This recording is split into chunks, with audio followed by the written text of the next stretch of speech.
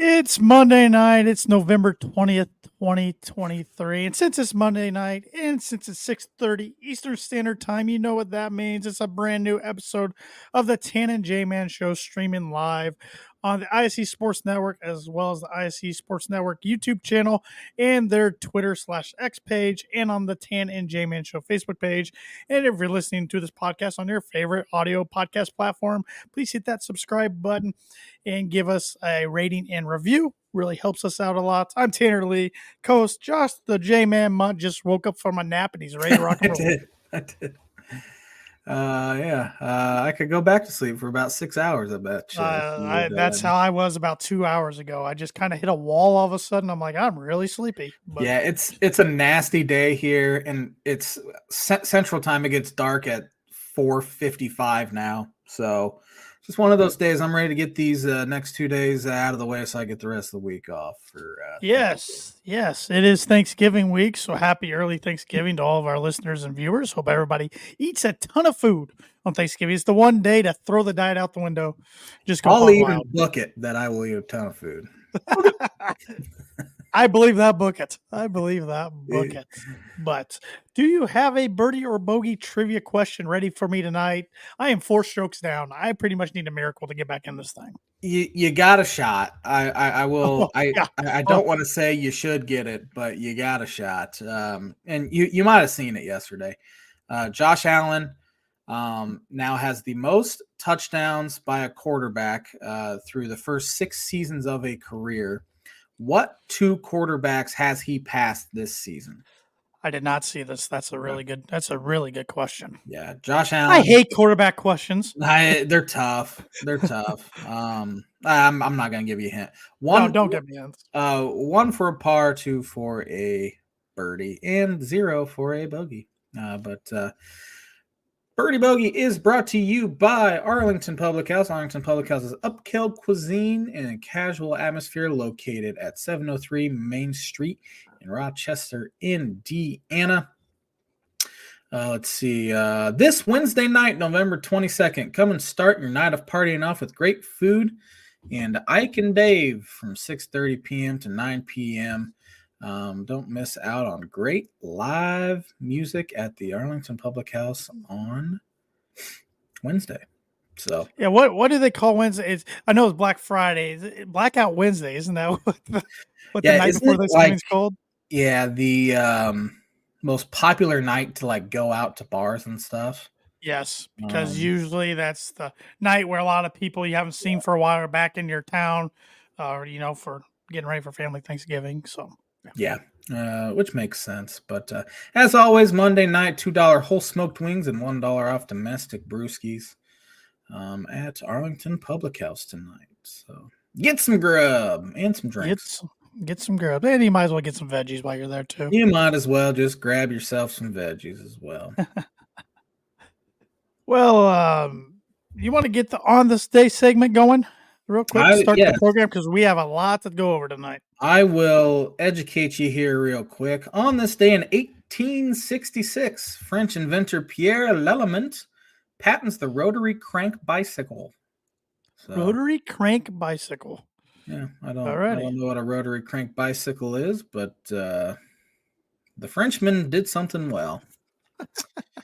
On this day in 1952, Chicago Cubs slugging left fielder Hank Sauer wins the NL MVP. Nothing sour about that. You're a regular Eric Lee with that one. 1962, Mickey Mantle wins AL MVP for his 3rd time. He was pretty solid.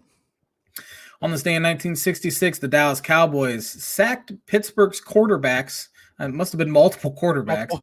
An NFL record 12 times. Oh, that would just be brutal. That would be a miserable watch. That would be terrible.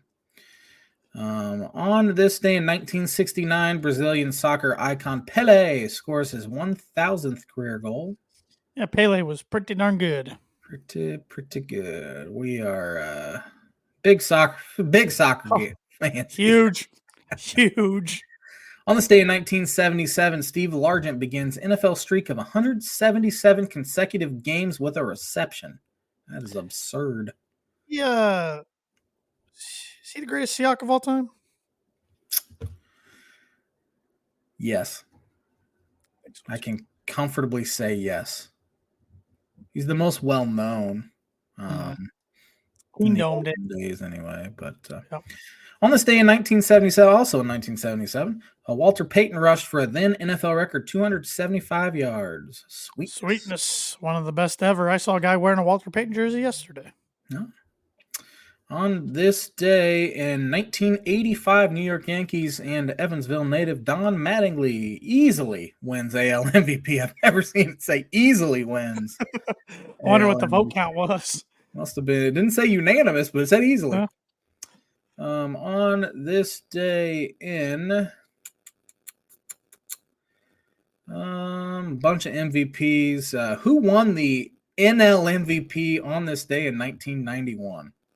91. So a year before we were born. NL MVP. Can't even think who played in the NL in 1991.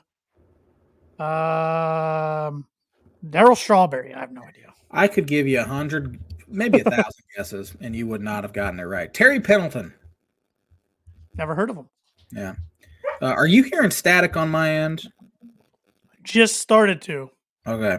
Something with my mic's going on. I don't know what it is. Okay. Now I can't hear you at all.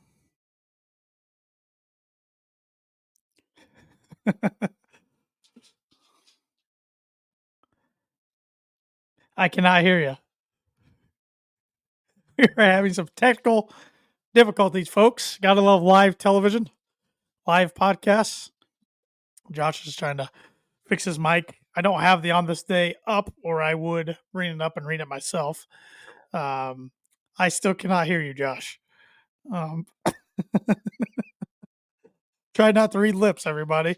Yes, well, I will bring the On This Day up and keep going where Josh left off here. Just be patient with me here a second. All right, let's see.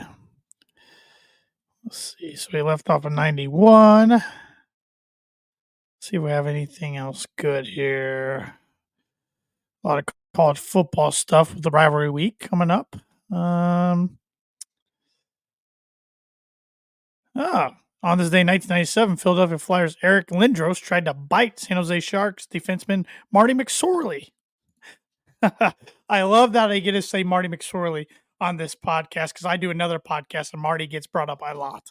So that is really funny. Still cannot hear you, Josh.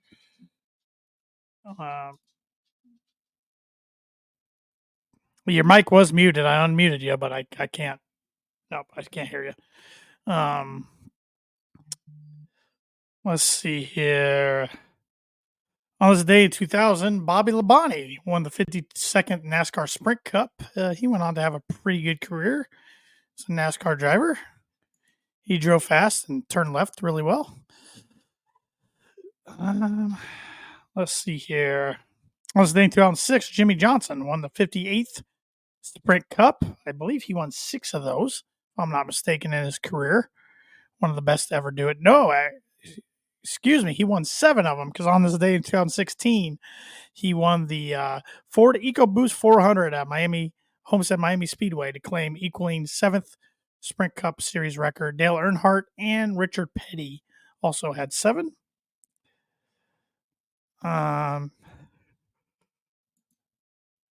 Josh, you might have to exit and come back out or something. Let's see here. And that's going to do it for On This Day. Not a great list for sporting events on November 20th. But like it is every week, the On This Day segment is brought to you by Mooney Woodcrafts. Mooney Woodcrafts is a veteran-owned and operated woodcraft shop based out of Texas with Indiana grassroots. They provide 100% hand-cut custom designs that fit your needs, and their pieces are a great addition to any home, office, or man cave. You can see some of their recently completed projects by visiting them at Mooney Woodcrafts on Instagram and Facebook. And if you let them know the Tan and J-Man Show sent you, you get 15% off your sign order. So get those sign orders in. It's the perfect time to to get the order in before Christmas. We're literally almost just a month away for Christmas, so get those sign orders in, and that can make you any sign from sports signs, the military signs, the family signs, the growth charts, like the Reed said, whatever you need. That's got you taken care of. 15% off your first sign order. Get your orders in. Welcome back, J-Man. My apologies. I have no idea what happened. That's But, all right. Technology's here we are. goofy at times. So, yes. What do you want to carry on with here? I was gonna say, take us in whatever direction you want. You want to talk some college football? Let's do it. College football out of the way. For whatever reason, this is the probably second least amount of college football I've watched my entire life. For whatever reason, I didn't watch a lot over the weekend. I watched the Purdue game, and then I don't know. I just didn't really feel like watching college football the rest of the day. So I didn't watch too much. Yeah. I was a little frustrated. So didn't watch a whole lot in 2020, which it was a very weird. Oh, you meant as a season? You as a season? Okay. Haven't watched a whole lot this year, so and I'm having a hard time getting into college basketball too. So it's been I don't know if my my college football or my college fandom has not exactly ceased, but it's just I don't know if it's the transfer portal or the conference realignment or anything, but I'm just having a hard time. And I got to apologize to everybody in advance. Everybody's might have seen my reaction and act like why I'm reacting. Purdue is currently playing Gonzaga in the Maui Invitational in basketball, so I have that on my other monitor here, and I am watching the game as I do the podcast. So Purdue is currently up 60-53 and shooting one free throw with 5 minutes and 44 seconds left. If you see some fist pumping, you know what's going on. They just got an and one, so I was kind of happy there. Or if you see the monitor just going across the room. What's the score of that Indiana game? If you know, that's got to be getting close to the end. They were losing. They're up 5 with a minute left. Indiana is. Yeah. Well, Kenny Payne has yet to have a win away from the Center as Louisville's coach. So, does he have a win against a Power 5 opponent yet, or a high major yet? Unless they did last year. But I'm gonna let my dog out of the room real quick. He's being a pain. All right. College football over the weekend in the Big Ten. We had, of course, you have Michigan playing. They played Rutgers, I believe. No, Penn State played Rutgers, and Penn State's still struggling to score. I was talking about Penn State a little bit. They're struggling to score, and we were going to get into this about head coaches we think could be fired. I don't think James Franklin's one of them, but I think it's the natives are getting restless there. Well, and the thing is, I think this was the team to do something with, and he lost to the two big boys in Ohio State and Michigan, and now you're adding 4 pretty good schools next year. Yeah. I don't know if Penn State will ever do it. Yeah. Unless they make the right hire, which I don't even know who that could possibly be. But I say that, but the playoff is expanding to 12 next year. So maybe it's not out of the realm that, other teams can sneak in sometime. They should be able to stay in that top 12 at least to get in. I mean, they'll still be a top 4 team in the Big Ten, I would think, 4 or 5. Yeah. Yeah. I mean, I can't imagine Washington's going to replicate what they've been doing now that Penix is going to be gone. Lincoln Riley can't do nothing. He sucks. Watch out for Lincoln Riley maybe being on that chopping block after 2 years, which would be crazy to think about. But he's not doing anything with all that talent. So nothing. Yeah, he has a generational quarterback, and they're about to be 7-5. Which, and even, I mean, a lot of Oklahoma fans I think are pretty happy he left now. I know they were mad at the time, but in Oregon's good, but I mean, are they gonna? And they've been good for a while, but how good are they gonna be after Bo Nix graduates? And then UCLA, it sounds like they're gonna fire Chip Kelly, who I thought was doing a pretty good job out there.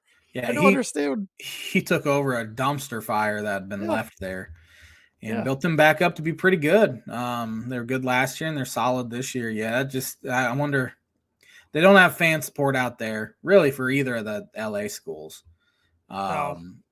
And I don't know how you get it out there, because really the only team that really has good fan support, Dodgers do, and the Lakers. That's about it. College athletics will never go very well out there. So Nope.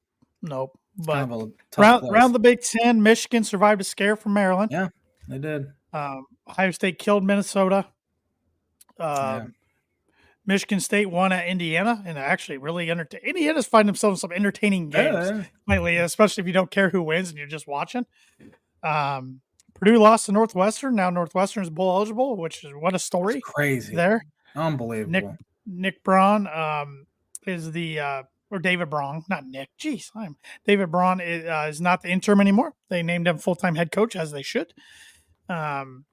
I still think that's a game of if Purdue's starting quarterback Hudson Card was healthy. I think that's a game Purdue wins, because why I was so frustrated is Purdue outplayed Northwestern and lost the game. That was the frustrating thing. But they can't run the ball in short yard situation. 3rd and 1, 4th and 1, 4th and short, 3rd and short. They can't get first downs. So yeah. But I do think they know who their backup quarterback can be next year now going forward. I think they kind of had a competition between 2 guys, and one definitely outplayed Ryan Brown, outplayed Bennett Meredith, in my opinion. I watched 4th quarter of that game. Did he throw it? Because I saw him take off a bunch. He's more of a runner, but he threw 2 picks. I'm trying to find. I'm gonna pull his stats up right now because I am curious how many times he threw the ball. He was 12 for 16 for 104 yards, 0 touchdowns, 2 picks. Bennett Meredith was 5 for 7 for 36 yards. But rushing wise, Meredith was 4 carries for 7 yards. Brown was 21 carries for 85 yards. So he ran it a lot. And this, I will say this about Ryan Walters' team, is probably the best running attack I've ever seen a Purdue team have. I mean, Mockabee had 85 or 54 yards, and then Tyron Tracy, back-to-back games, he's went over 100 yards. He had 160 yards on Saturday. So, but it was frustrating. I mean, defense did enough to give Purdue a chance, and they just couldn't take advantage. So now you have a 3-8 against 3-8 bucket game, and it's surprisingly the first bucket game in 9 years where neither team can make a bowl. So interesting. Yep. Wisconsin found a way to beat Nebraska. So after Nebraska being like, man, Nebraska might win the West, they haven't won a game since, 4-game losing streak. And now they have to win a home game against Iowa to make a bowl. That'll come down to the buzzer. Always does. That game always does. Yeah. Illinois found a way to choke against Iowa, which you could see coming. They shouldn't have lost. They really shouldn't have lost that game either. But Bielema has been outscored by 50 points in the 4th quarter this year. They're positive point differential on every other quarter besides the 4th. He gets conservative, and he's scared to really do anything to go win the game, and it's costing him. It continues to cost him. So he's got to figure that one out. Yeah, outside the Big Ten, Florida State, man. Yeah, that's bad. Jordan Travis goes down with an absolutely horrific injury. He's, of course, done for the season. But I pose this question to you. They play Florida this week, which Florida's not that great, and that's a coach I think could be on the hot seat, Billy Napier. For 2 years. But you can kind of throw out the record book sometime in rivalries, and that's probably one. But say they beat Florida, and then they're going to face Louisville, which I just threw up my mouth, in the ACC championship. Say they beat Louisville with this backup quarterback. There's no way that committee can say no to them going undefeated, right? If they go undefeated, right? Yeah, they have to be in. Yeah. If the committee were to say that, that'd be wrong for one. Yes, but they have been kind of sneaking by some teams as well. They haven't exactly been, which the same could be said for Washington, though. They're not blowing anyone out at this point. Nope. They're sneaking by, and they keep winning. That's all that matters. Yep. But yeah, that Travis injury was awful. He wasn't going to win the Heisman, but he was in that conversation, and been one of the best players in the country so far. So what teams do you think have a legit shot to get in the 14 playoff right now? Ohio State, Michigan. If we're talking Big Ten, I think one of those will go regardless because Iowa has no shot against either of them. Georgia's going to get in. Georgia, I wouldn't say struggled early, but they weren't blowing teams out. Now they're just destroying Yep. teams. So they're Yep. back. So they're legit. But then And you know what's weird about that? Georgia's killing teams. They're back-to-back national champions, and they don't bother me like Alabama does. No, I don't know why. I'm It's with you. weird. I don't know. It's just I remember saying the same thing about Clemson though, and I can't stand Clemson now. Which Kirby's a little more likable than Dabo, though. Dabo's the reason for that one. I mean, Carson Beck, man, he's early. As long as he comes back to school, he'll be the favorite to win the Heisman, I think, next year. Yeah, he's starting to play really well. Good. Oregon, Washington. I think the winner of the Pac-12. Are they in the same division in the Pac? I don't know how the Pac-12. There's no divisions anymore. No divisions anymore. Okay, so I assume they'll play in the conference championship. I think the winner gets in, especially if it's Washington. Maybe you can leave a one-loss Oregon team out. So would a one-loss Pac-12 champion get in over the loser of Ohio State, Michigan? Especially if Ohio State, Michigan's a really close game. I would say no.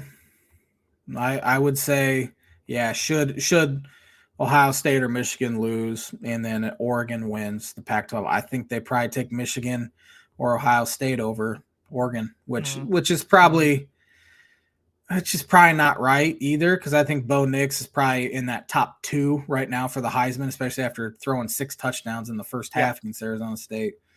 So it'd be tough to leave out maybe the top Heisman hopeful, but the only other school I think for a real consideration would be Alabama. Maybe Texas. Beat Auburn, and then Texas, yeah. The one-loss Texas. I don't think, and I'm not just saying this because it would literally make me puke. I don't think Louisville can get in. No shot. I mean, if they beat Kentucky and then beat Florida State, they're one-loss ACC champs. Heck of a year, but you had a horrendous loss to Pittsburgh. Yeah. Yeah, give me a one-loss Oregon or a one-loss Texas or even a one-loss, maybe even a 2-loss Alabama over Louisville. Yeah. Sorry. Yeah, it's going to be really interesting. How about the Heisman? How about who do you think's got a shot? I think there's 3 guys in consideration, but 2 probably have a better shot than the other. The guy that is absolutely rolling right now and might actually be the favorite is Jaden Daniels at LSU. Yes, but I hate how LSU let him play every single second of that game against Georgia State the other night. They're just trying to get him to win the Heisman, which is smart because then you can use that as a recruiting pitch.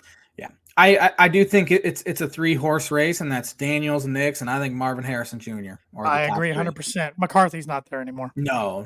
Neither is a guy like Blake Corum or anything like that. But just think about this, Josh. We used to rip Bo Nix when he was Auburn's quarterback, and now we're talking about him potentially winning the Heisman Trophy. It helps when you stayed in school for 8 years. That's true.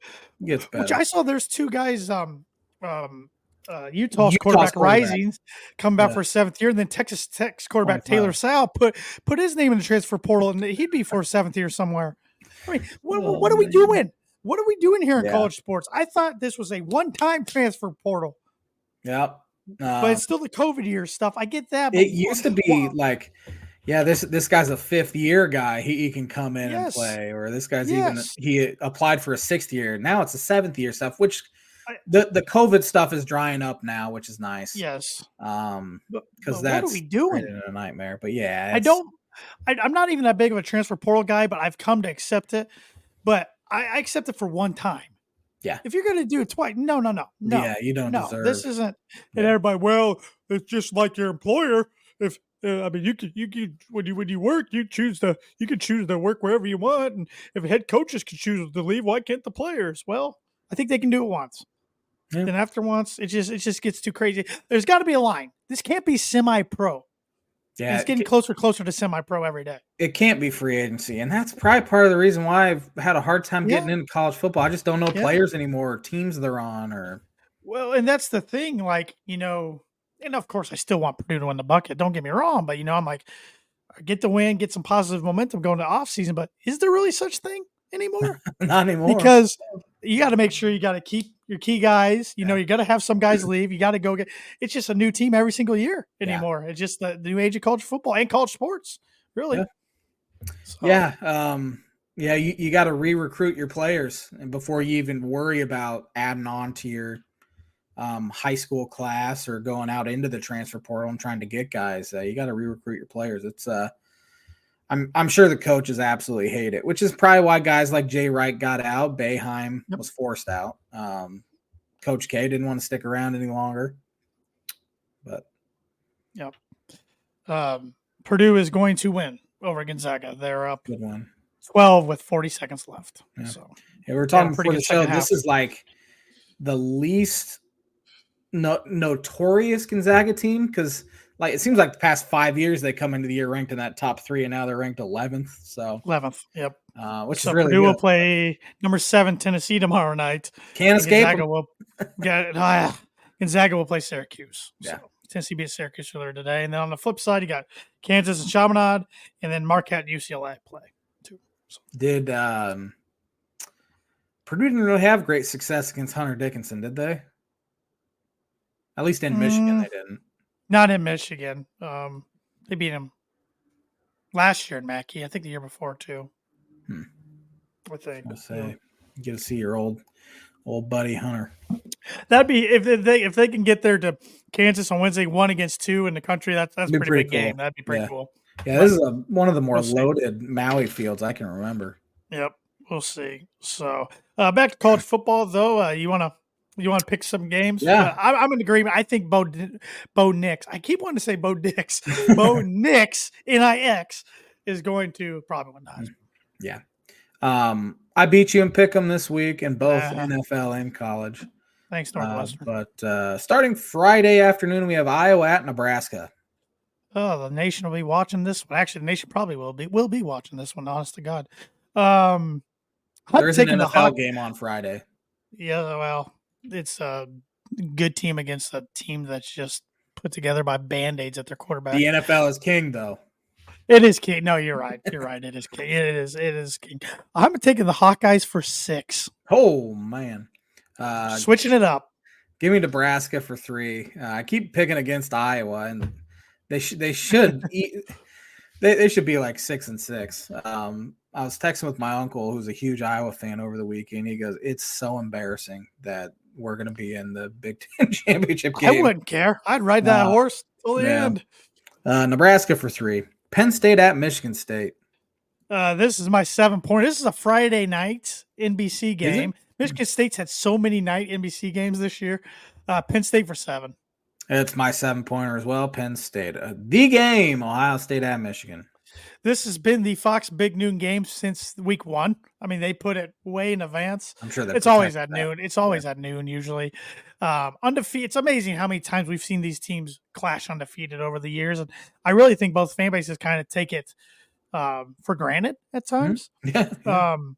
I'm taking the Buckeyes as the underdog on the road for 1 point. I'm taking Ohio State for 6. Oh my gosh.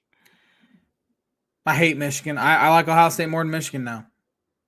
I do too. This whole cheating thing and the woe is me. Everyone's against us. Well, you cheated. You got caught.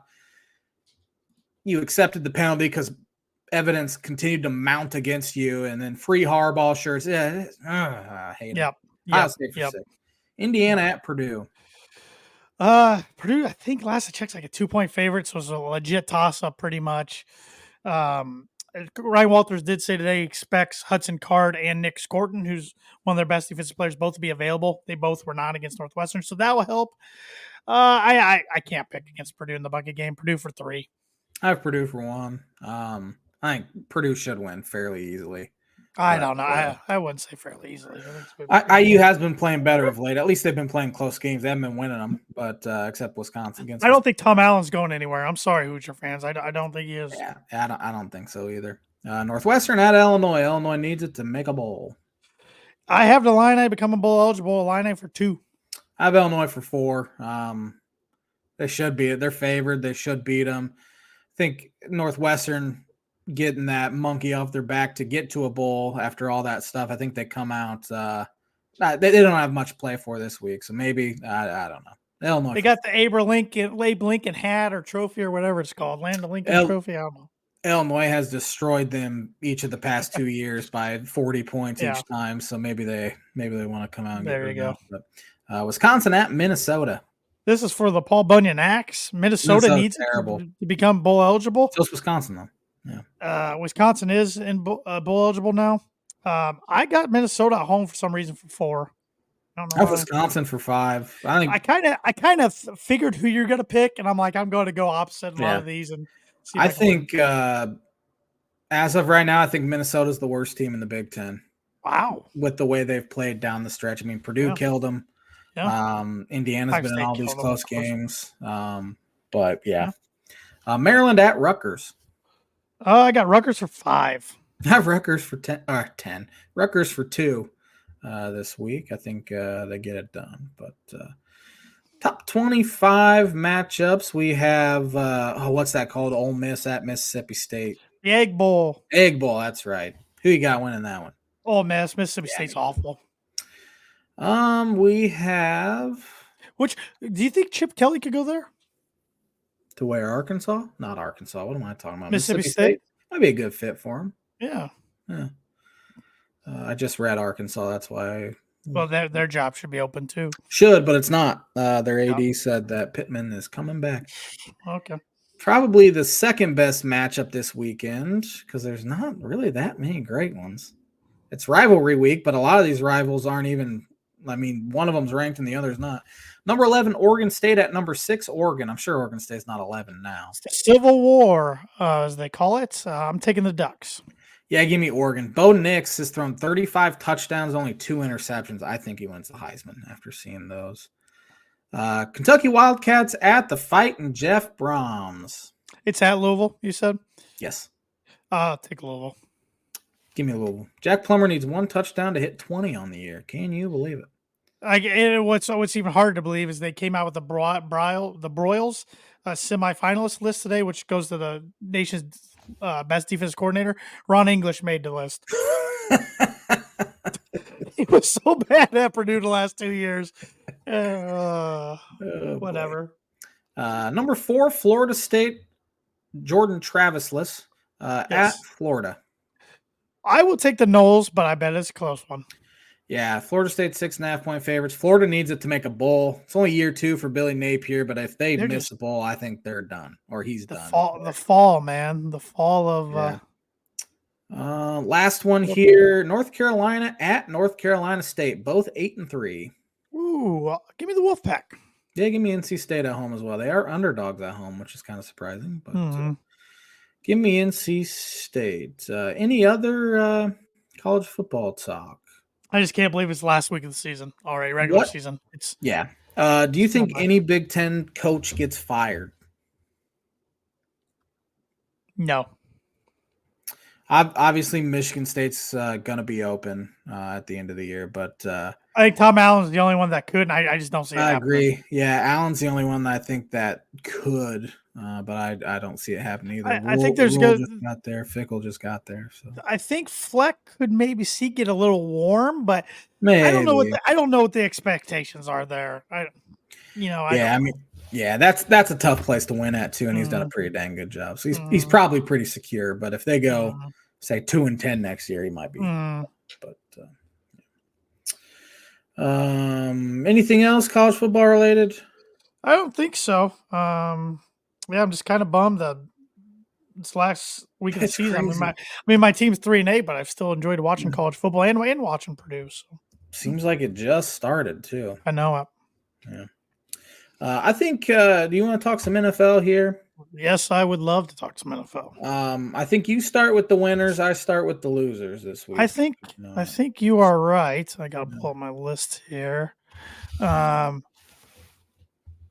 see. Sorry, I'm getting my screens up here. Well, it's no surprise who my first winner is going to be. The hottest team in the NFL right now, my Denver Broncos. 4 straight wins. They're trying to give me a heart attack. They're trying to give me more gray hair than I already have.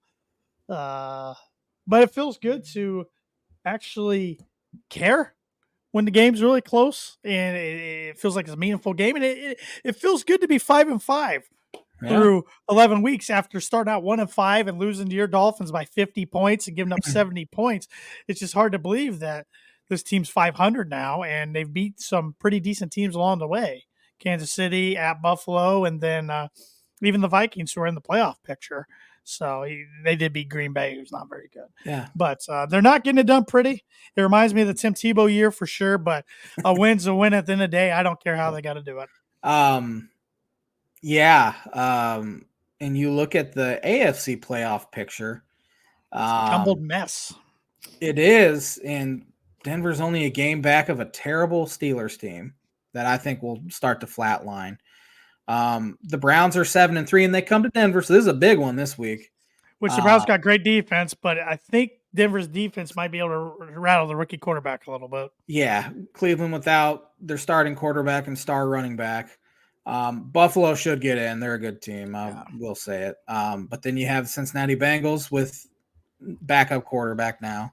So I think Denver's put themselves in position to be in position, which after watching them give up 70 points, I don't think anyone thought that was possible. But Sean Payton knows what he's doing. It's a whole different. And credit to Vance Joseph. I wanted him fired multiple times this Lifetime season. Extension. It's coming. Yeah. New scheme. Even they have some different players playing than they did at Miami. Some guys who are on that defense aren't even on the team anymore. So credit where credit's due. Guys like Frank Clark and Randy Gregory kind of cancer in the locker room. That's kind of what I'm thinking. Play some young guys, see what happens. And it's when you turn over teams like they have the last 3 games, 4-4-3, that helps. You're gonna have a chance. So yeah. My first winner is a team that lost yesterday, and that's the Chicago Bears. That was an incredible tank loss. Up 12 with 4 minutes left. Found a way to lose. Justin Fields looked good. Defense looked pretty good until the end, and their head coach, Matt Eberflus, he's terrible. Is terrible, and I think he will be gone. And their offensive coordinator, Luke Getsy's terrible. Panthers lost for him. Giants won for them. So it was a good day for the Bears. Yeah. Yeah. I'm going to go with the LA Rams. Good win against the Seahawks. I know Geno Smith got hurt. And Drew Lock kind of helped the Rams there, but the Rams have lost 4 straight, and they needed something to go right for them, and they got that win. And I still think they're a talented team, but they're just a tough team to figure out. But just the fact that they beat a Seahawks team that had a good record coming in, made my winner list. Cleveland Browns. I'll throw them in there. 7-3. People thought they'd be 4-13, 5-12 this year, and they've already exceeded expectations. Myles Garrett might be the best pound-for-pound player in football. And they're doing it without their running back, too, and Nick Chubb, and keep finding ways to get it done. And the Steelers are terrible. Is Kenny Pickett the worst starting quarterback in the NFL, not named Tim Boyle? Well, I was going to say it probably was Zach Wilson, even though I still think Zach Wilson's good enough to be a backup. He just has nothing around him. Kenny Pickett's. I was rooting for the guy. I wasn't. But so I thought it was a cool story from Pittsburgh, blah, blah, blah, blah, blah. That's kind of cool. And I thought he was going to have a big year this year. And I think you said the same thing. And it just has not been I think my exact words were, I've heard people put him in a gold jacket this offseason, so I'm rooting against him. I'm going to have to go back and look that up. That's what I said. But, give me the Browns for my second winner. My third winner, I will go with the Buffalo Bills. Good bounce back win. They lost a heartbreaker on Monday night against the Broncos, and then beat a division rival in the Jets, and not only beat them but thrashed them. I still think Ken Dorsey was the fall guy, but their offense did look a lot better than it has. But I will say, when you're clean with the football, it's amazing what happens too. Yeah. Now that what's their offensive coordinator's name now? Ken Dorsey. It's Joe Brady. Yes, the guy who was at LSU and then went to Carolina. Brady. Yeah. Mm-hmm. My last winner, I'm going to throw the Dolphins in there for this reason only. They won ugly, and for the first 6 wins of the year, they won with flash and style and blowing teams out, scoring 70 points, 40 points, 35 points, 500 yards of total offense. And they were sloppy yesterday, 3 turnovers, including 2 of them inside their own 30. But man, that defense, now that it's fully healthy, is going to be, by the end of the year, one of the best units in the NFL. Jalen Ramsey has been back for 3 games. He's been targeted 13 times, only given up 5 catches, has 3 interceptions, a forced fumble, including the game-winning interception yesterday in the end zone. Jalen Phillips is back and healthy, 5 sacks over his last 4 games. Nick Chubb having the best start to a season he's had in a while. He has 6 sacks.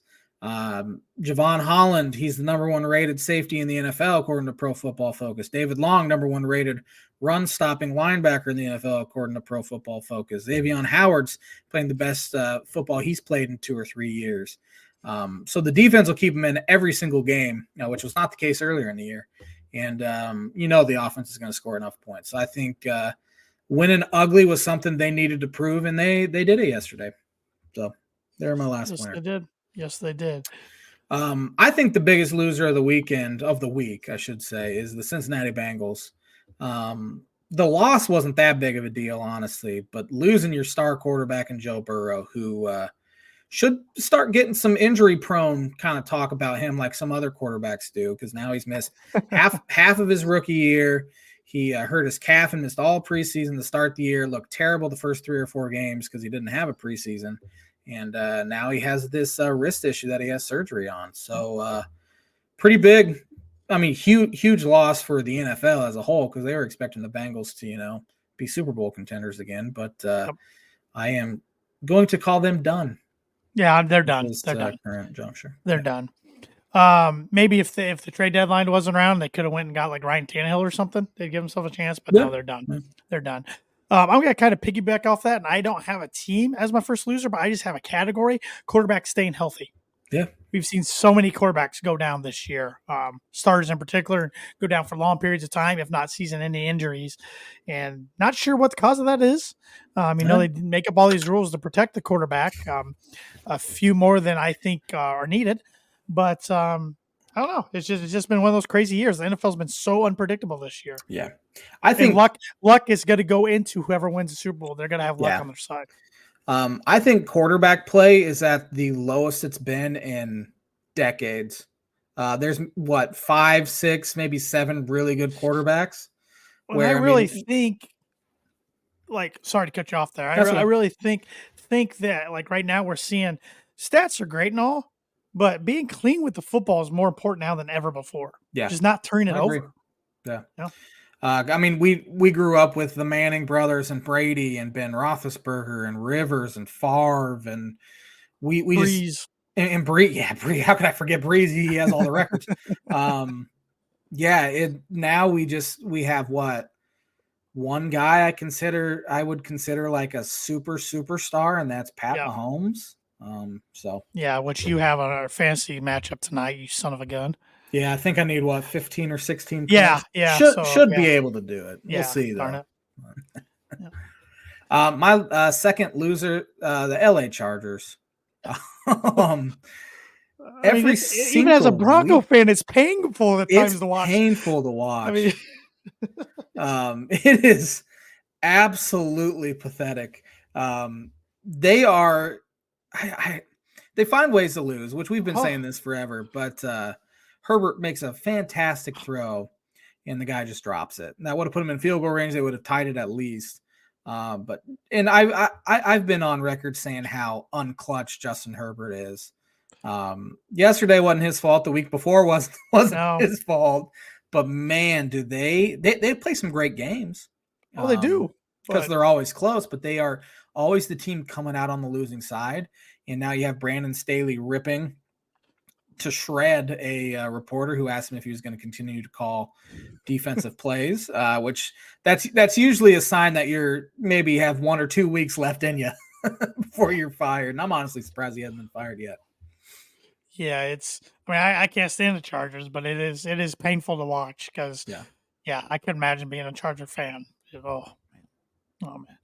One of my losers, Pittsburgh Steelers. We've talked about it. Their defense is playing good, but their offense is just atrocious.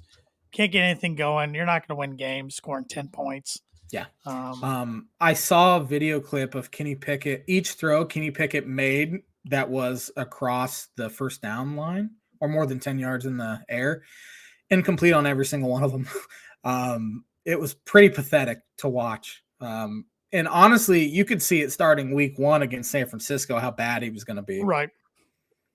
But my last loser is the Seattle Seahawks. Played a bad Rams team that does have talent. I'll give them that. But they found a way to lose that one. I know Gino went out for a little while and Drew Lock came in and threw an interception. But that's a bad loss for a team that wanted to stay in the division race. Yep. My last loser, the Washington Commanders. They lost to Tommy DeVito and the New York Giants. And then they killed me in my Pick'em league. So yeah. Speaking of Denver, real quick, Kareem Jackson, man, he's got to stop. He's not going to learn, Josh. He just got suspended 4 games unpaid after just coming back from a 2-game suspension, right? Or 2 or 3 games. Wait. They did suspend him today? I didn't see this. Yeah, 4 games. Great. Well, I hope PJ Locke's ready. If not, Turner Yell's got to play, and the schedule just got a lot more difficult. No, yeah. That's news to me. I had been on Twitter the last couple hours, so fun. Yeah, he's never going to learn. He needs to. That was stop. Dirty too. That was he went head on into him. He obviously can't make adjustments. So yeah, great. Yeah, they won't lower this one. Last one they lowered it from 4 to 2. Yeah, he literally just came back. Didn't he? Was last night his first game back, or he played all 100% snaps too last night. Yeah. Oh boy. Fine. NFL pick'em, I beat you, as I said. So I gotta be getting pretty close to.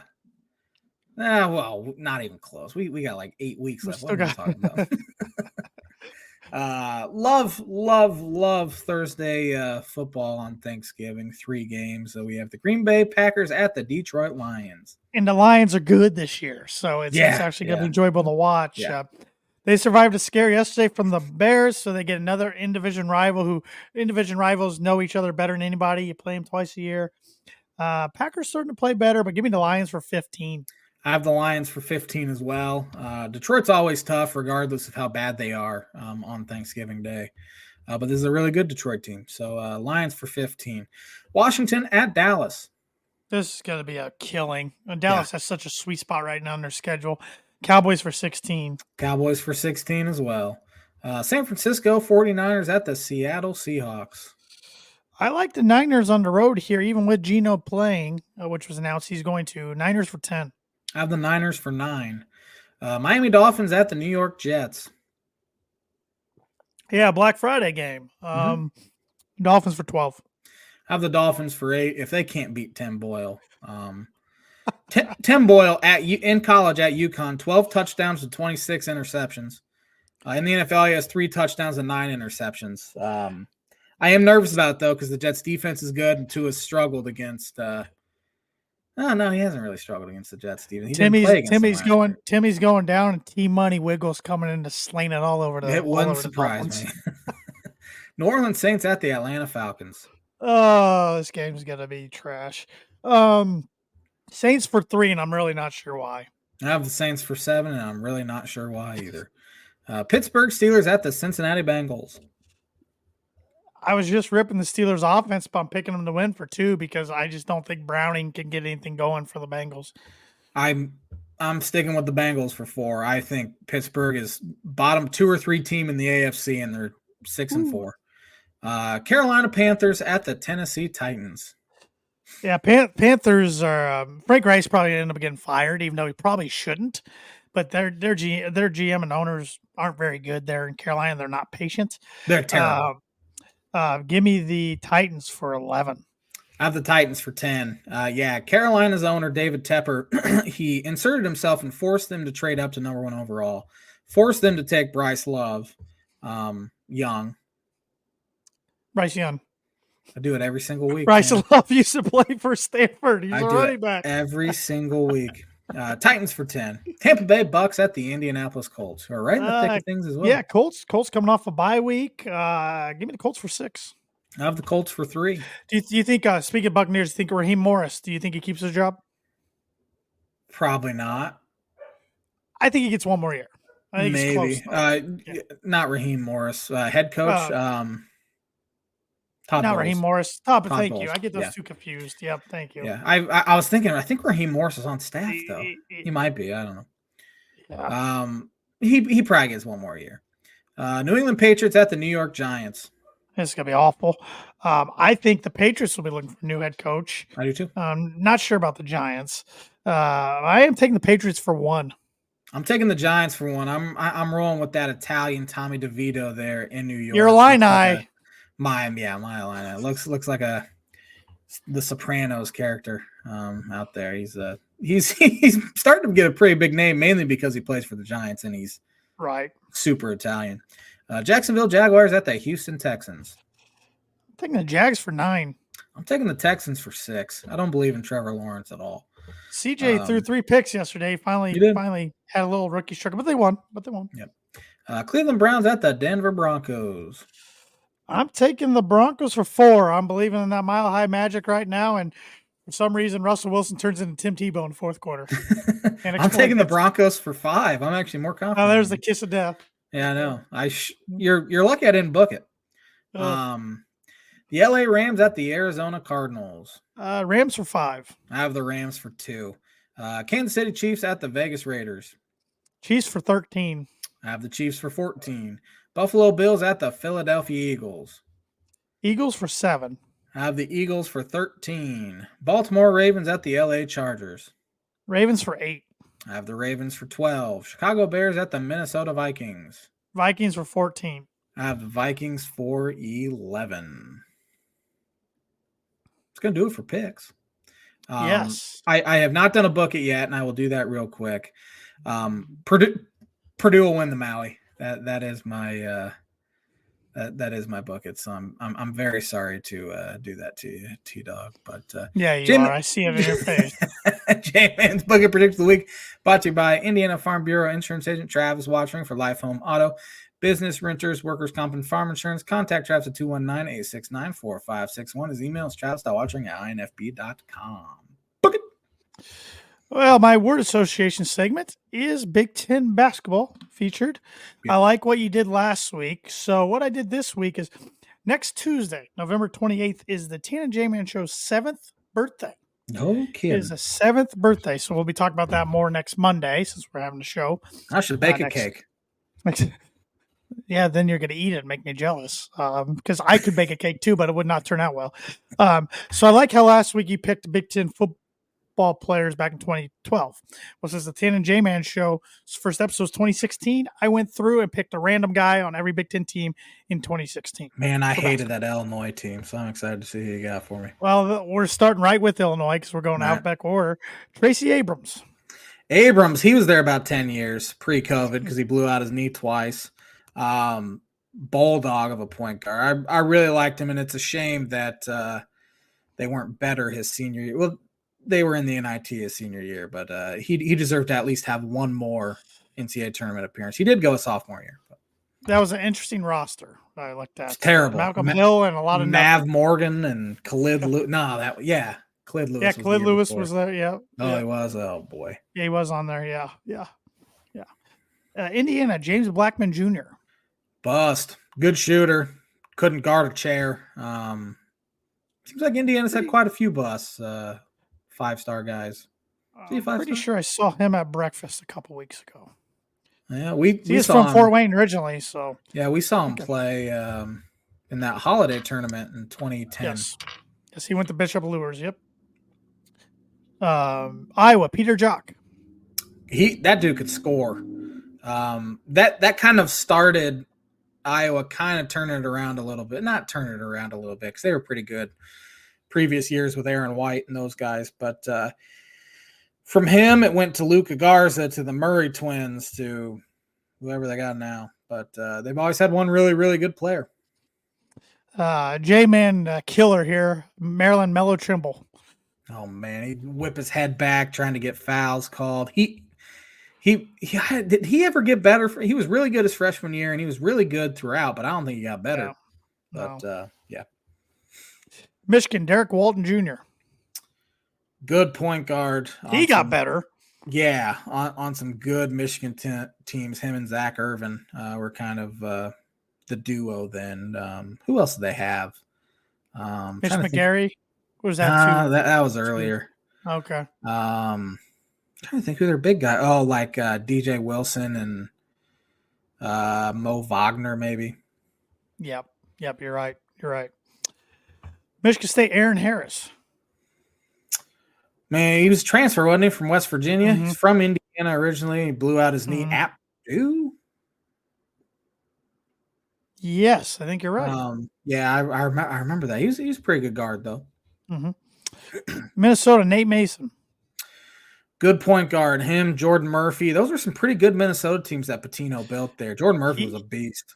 Pitino was Big Ten Coach of the Year that year, 16-17. Yeah, I think they got a 4 seed or something in the NCAA tournament and lost. They lose to Michigan State maybe in the round of 32. It was really weird because I remember they played them in the round of 32, which doesn't happen very often where conference foes face off. But yeah, Nate Mason was a good point guard though. Nebraska, Ty Webster. Oh man, Australian, I believe. He kind of had a K-side Tominaga kind of stretch where he got hot towards the end of the year one year. Those were decent Nebraska teams with Tim Miles there. But he was solid. Northwestern, Scotty Lindsey. Athletic, decent shooter, pretty good player on some mediocre to bad teams. But, well, I guess those teams were pretty good because I'm pretty sure that team went to the NCAA tournament that year. Derek Pardon and the boys. But, yeah, Scotty Lindsey was pretty good. Ohio State, Jayshawn Tate. He's hanging around the NBA. He's like a 6'4" power forward, but he's hanging around the NBA somehow. Lefty, kind of reminds me of Roger Powell a little bit. Undersized, but got her done. Penn State, Mike Watkins. Oh man, he's a big guy. Blocked a ton of shots. Looked like he was 40. He looked old from the time he stepped on campus. Tony Carr was on those teams. Yeah. Purdue, Vince Edwards. Kind of an underrated, forgotten about Purdue player a little bit. He was good. Of course, you had Isaac Haas and the Midwestern Cowboy. And Biggie Swanigan there. On that team. And Biggie was on that team as well. And then Carson came after. But good player, good. He could score, shoot, rebound, pass. He kind of did it all. I called him a Swiss Army knife at Purdue because he did a little bit of everything. Yeah. So, 2 more here. Rutgers, Corey Sanders. Man, he could score. I remember he put up over 40 against Illinois as a freshman in a triple overtime game. And then he tore Indiana up in the Big Ten tournament. Was it that year or the year after? The next year, because he and Baker tore Purdue up too, and Purdue was lucky to get out of that game. Because I was there at the Garden. Oh my God, that place was rocking. Yeah, because Rutgers fans. And then Wisconsin, Nigel Hayes.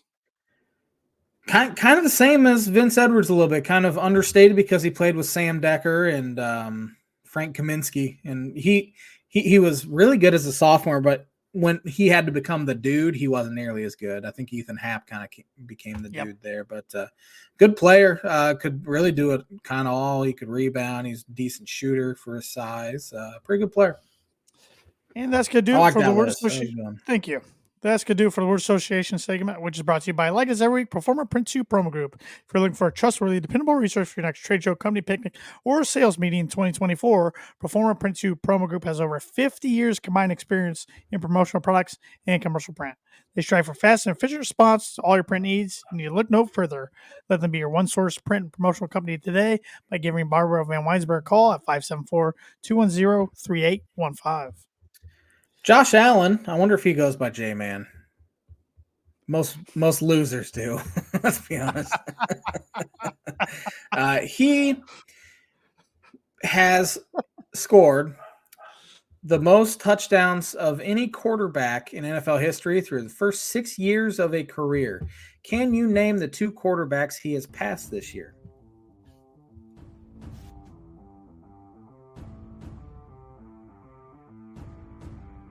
Oh, no, I can't. Can't even think of people. 6 years, slinging the rock.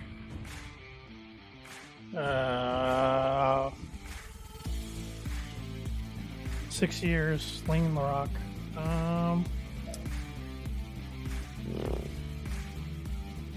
Dan Marino and John Elway. Oh, you do get a par. Okay. Dan Marino is correct. Patty Mahomes. He passed Mahomes yesterday. Crazy thing about Mahomes is he didn't play his first year, so That's right. He'd be lapping the field had he done that. But right. Yeah, you'll get a par. I'm sure you'll take a par. I'm actually happy with the par. So. Yeah. Thanks for watching the Tan and J-Man Show. Have a fantastic Thanksgiving, everybody. Eat a lot of food. We'll be back at it next Monday with another episode of the Tan and J-Man Show.